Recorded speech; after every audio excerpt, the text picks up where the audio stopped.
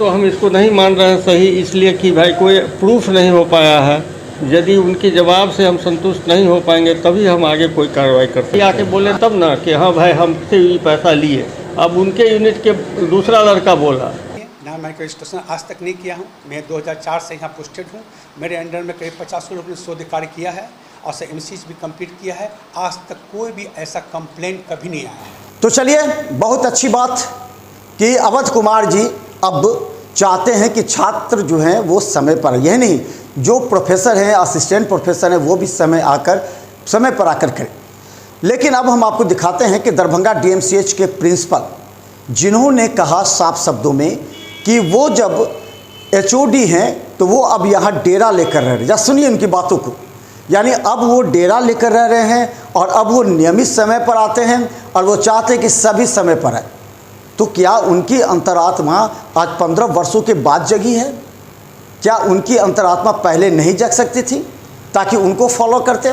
दूसरी सबसे बड़ी बात यह है कि प्रिंसिपल साहब से हम ये कहना चाहते हैं कि क्या अवध कुमार जी की ही आत्मा जगी है? और सब तो एचओडी हैं, उनकी अंतरात्मा कब जगाएंगे आप? आपके भी कंधों पर जिम्मेवारी है।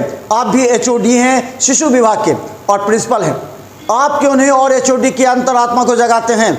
क्यों नहीं कहते अवध कुमार से प्रेरणा लें? लेकिन ये नहीं हो सकता क्योंकि मिला जुला के चला जाता है। चलिए हम आपको दिखाते हैं, जब हमने दरभंगा डीएमसीएच के प्रिंसिपल से जब ये सवाल पूछा तो उन्होंने कहा कि उन पर आरोप गलत है। हालांकि उन्होंने सो कॉज पूछा है, जवाब आने पर देंगे, लेकिन उन्होंने कहा है कि शायद जब प्रोफेसर, असिस्टेंट प्रोफेसर या अलग पीजी स्टूडेंट पर दबाव डाला गया है समय पर आने के लिए, इसलिए अवध कुमार पर आरोप लग रहे हैं। देखिए क्या कहते हैं दरभंगा डीएमसीएच के प्रिंसिपल के.एन. मिश्रा। आपका स्वागत है। मैं मनोज।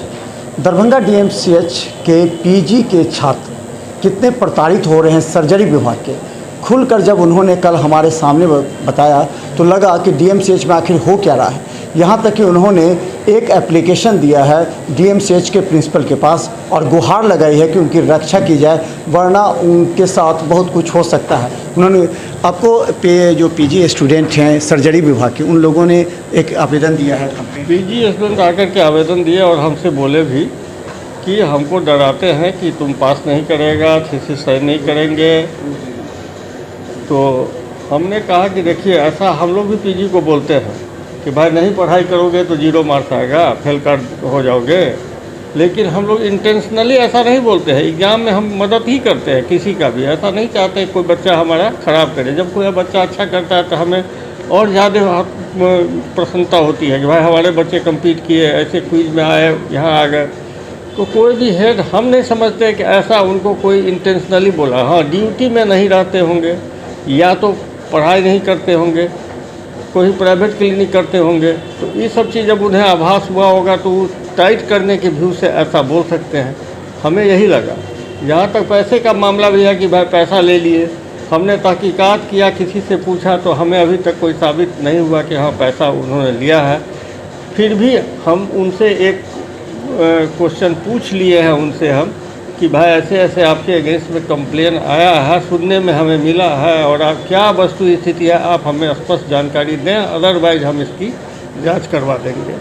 लेकिन अभी तक उसका जवाब नहीं। कितने दिन हुआ आपसे कुछ सोकॉज पूछे हुए? मुझको लगता है 4 दिन हो गया होगा, 4 रोज। 4 दिन पहले हमने उनको दिया पत्र कि भाई ऐसे हमें खबर मिली है, किसी का नाम नहीं बोले हैं, लेकिन खबर मिली है कि भाई ऐसे ऐसे आपका वहाँ कुछ गड़बड़ चल रहा है, पैसे का भी मामला नज़र आया है, तो आप हमें वस्तु स्थिति स्पष्ट बताएं। लेकिन अभी तक जवाब नहीं आया है। लेकिन हम इस बीच में उनको बुला के बोले भी हैं, वो बोले कि सर सब कुछ ठीक हो गया है। थोड़ा चूँकि लोग विरोध इसलिए करते हैं कि जब से हम ज्वाइन किए तो हम ज़्यादा टाइट करना शुरू किए, टाइम से आओ, टाइम से जाओ, इस पर लोगों ने थोड़ा सा नाराज़गी जाहिर की और 10 तरह का। ये तो सर सब करते होंगे।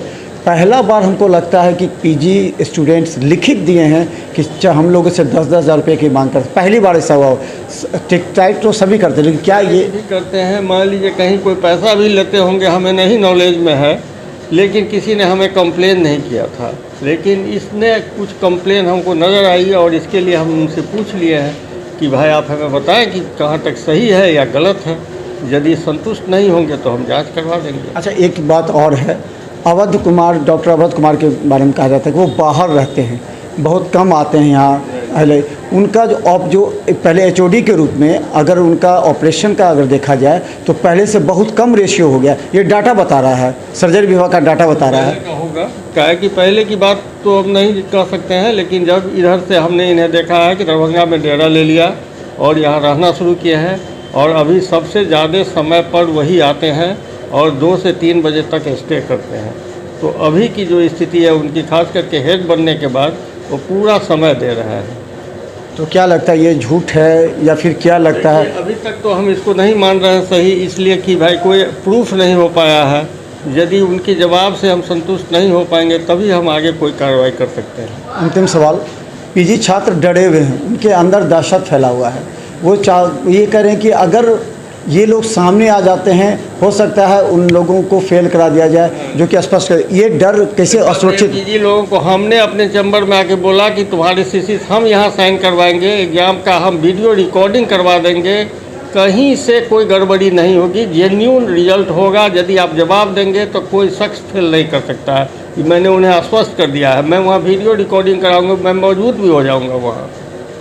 पहले कहा जाता कि 6 यूनिट है उनका, पहले 1 यूनिट में थे वो, उससे मांगा जा रहा था। अब 6 यूनिट के सभी 36 स्टूडेंट से मांगा जा रहा है। क्या मांगा जा रहा है? पैसा।